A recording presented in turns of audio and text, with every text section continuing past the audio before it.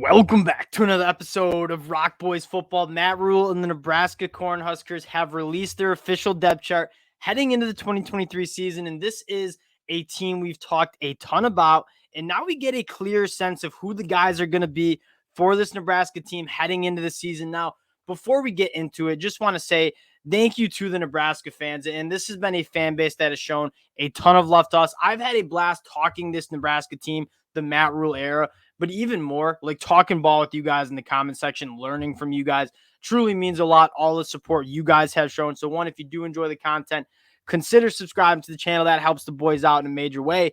But more importantly, would love to hear from you guys in the comment section about some of your surprises from this depth chart. I'll highlight some of mine.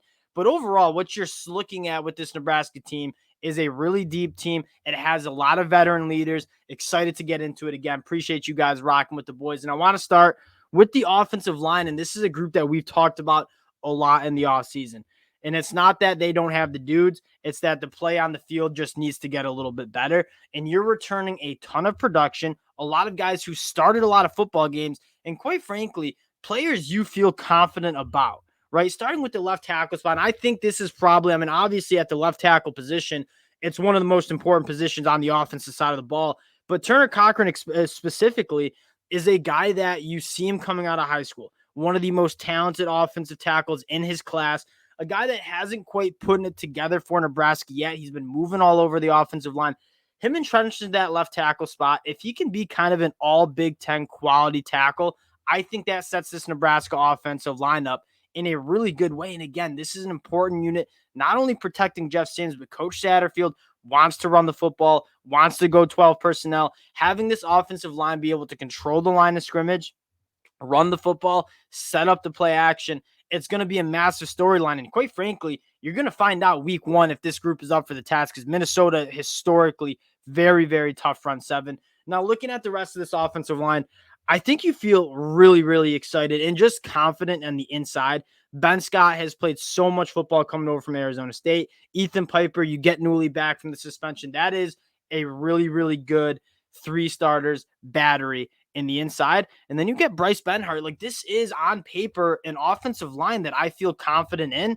They just got to put it together on the field. And we talk about this all the time. Matt Rhule is an expert at getting the best out of his players. He's done it at Temple. He's done it at Baylor. If he can do it with this Nebraska offensive line, because the talent is certainly there, this is going to be a massive storyline for the Nebraska Cornhuskers on the offensive side of the ball. The wide receiver position, this is like in my notepad, is probably the position I'm concerned about the most. Injuries, guys transferring out. There's a lot of question marks about who's going to step up. And I think the biggest thing that you see is none of the true freshmen are making the two deep, right? And I think that's historic. Historically, Matt Rhule goes with the guys who've been around, who are reliable, and that's exactly what you see. Starting off with the slot, my guy Billy Kemp, who, if you guys have been listening to me all summer, I think he might be the most impactful player on this offense. I know that sounds crazy because Jeff Sims transferred in, how talented he is. Billy Kemp the fourth, from what I've seen, I'm an ACC guy, so I've seen a lot of Billy Kemp.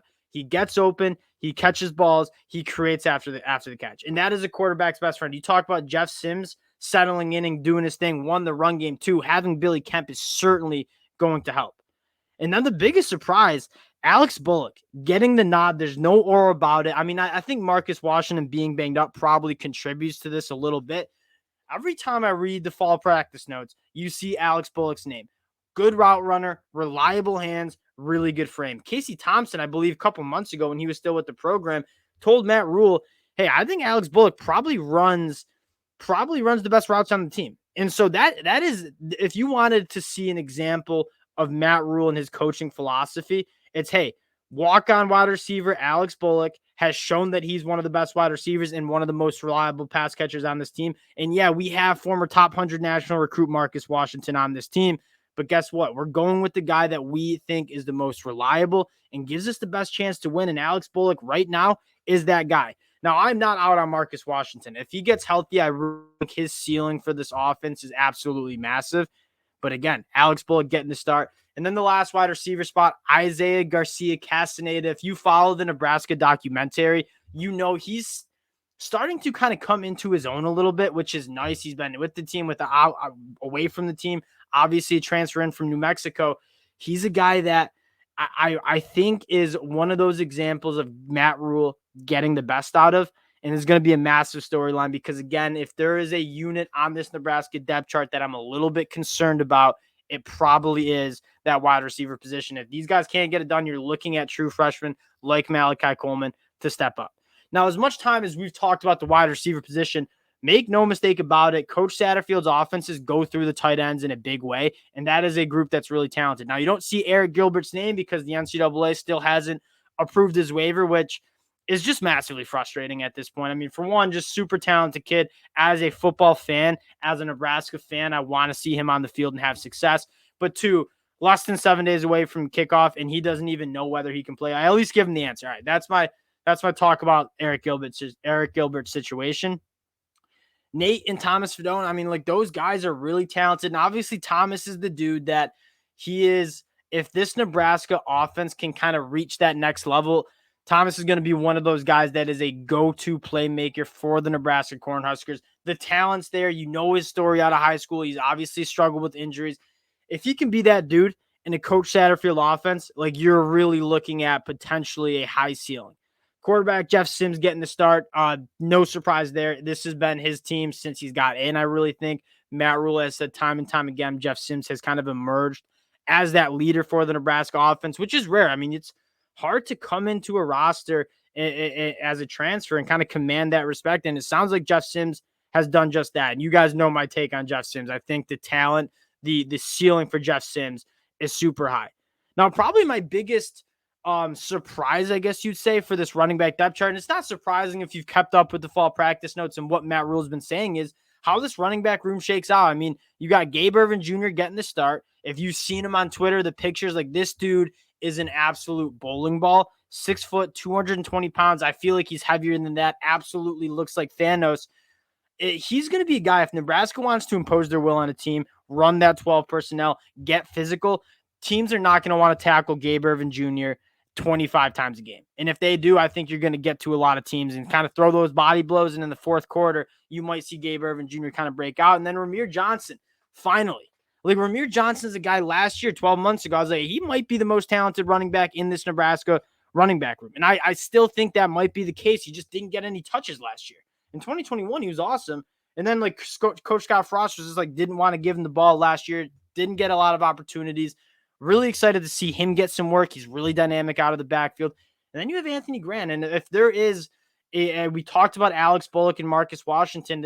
Another example is Anthony Grant's probably the most talented runner. I said Ramir Johnson might be. Anthony Grant, from what you saw last year, truly a talented guy, but has had fumbling issues at camp. And I think Matt Rhule said, hey, we know how talented you are. We know how good you can be. But you can't be reliable to hold on to the football. You're not going to play for this Nebraska team. So starting the year at running back 3 again, he's going to get his touches. I think he has a chance to work his way into that starting running back spot because how talented he is. But I wouldn't be surprised if you see all 3 of these guys get a lot of work. Obviously, we'll throw the fullback in there. Janarian Bonner, a guy that you're going to see him. You're going to see him get excited about it. Moving to the defense, we've talked a lot about this 3-3-5, and it starts up front with guys like Ty Robinson and Nash Hutchmaker being able to eat up double teams. When you play with only 3 down linemen, you got to keep your linebackers free. You got to let them fly around the football field and make tackles. I couldn't think of a better duo for eating up blocks than Nash Hutchmaker and Ty Robinson. I think this defense starts with those 2 up front, and I'm very confident with those guys. And then another thing that maybe moderately surprising, Princely U not making the 2 deep. He was a guy that he's going to play a lot of football for Nebraska in the future, and I think even towards the end of the year, you're going to see him play a lot of football. That being said, needed a little bit more work, I think, physically with the maturity and putting on some muscle. And so he's a guy that I think we'll see it towards the end of the year, but maybe not to start the year. Cameron Lenhart, kind of the opposite. Really, really, really talented dude coming out of IMG, but was already kind of physically developed. So he's probably going to get the start. Again, I'm really high on Cam Lenhart coming from IMG. We've talked about him a lot. Like the 3 down linemen. And then I want to get to the jack position, which is, well, I guess we'll not skip over I think could be All-American linebackers and Luke Reimer and Nick Heinrich. If they stay healthy, they're going to be great. The jack linebacker spot was a little bit surprising for me. MJ Sherman seemed to be the guy with the most buzz, but this isn't necessarily a bad thing that Chief Borders is getting the or here. You know what I mean? Because that means Matt Rhule and this staff are confident with MJ Sherman and Chief Borders playing two guys who, coming out of high school, both went to SEC programs, really talented dudes. MJ Sherman, I'm really excited about having two guys that you feel comfortable about that jack linebacker spot where you're going to ask to drop back in coverage, come up in the run game, blitz off the edge. Having two guys that are freak athletes that can do that job, I think, is really, really good. And then moving to the rover position, that's the position I want to talk about the most. We talked about the jack. The rover, in my opinion, if you guys checked out my thoughts on the 3-3-5 defense, probably the most important position in this 3-3-5 defense because you have to do so many different things. You have to be able to cover guys in the slot, be really good in space. You also have to come up and give run support. From what you're hearing, Isaac Gifford, who I've been critical in the past, has been like an absolute dude in fall camp, earned the single-digit number. He's a guy that seems to be the leader of this defense. Really excited about what a guy like Isaac Gifford can do for this team. And if he can take that step, I think you're going to see a lot of good things from this Nebraska defense. Cornerbacks, nothing I'm surprised about. Quentin Newsome, Malcolm Hartzog, two guys who I think are all Big Ten quality players. And I want to shout out my guy, Tommy Hill. Again, really talented dude that battling injuries, if he gets on the field and if he gets healthy and he puts it together, is going to be another quality cornerback in that room. And then at the safety spot, right? You lose Miles Farmer to the transfer portal. Buford's been dealing with injuries. Omar Brown, Deshaun Singleton. I throw in Corey Collier, too, as a guy that I think has potential to be really special. You like this Nebraska team. If there were two things I have in my notebook in terms of surprises, it was the running back, not seeing Prince Liu, and then at the wide receiver position. That is the position that we're probably have our eyes on the most. That and the offensive line in terms of this defense, I think is going to be good. It's talented. It's deep. On the offensive side of the ball, I think you're thin at wide receiver. And if you have some of these guys like Alex Bullock step up, I think you're in a good spot. And then at the running back spot, I'm kind of interested to see how that shakes out. Again, appreciate you guys rocking with the boys. If you do enjoy the content, consider subscribing to the channel. Appreciate you guys. And we'll talk to y'all later.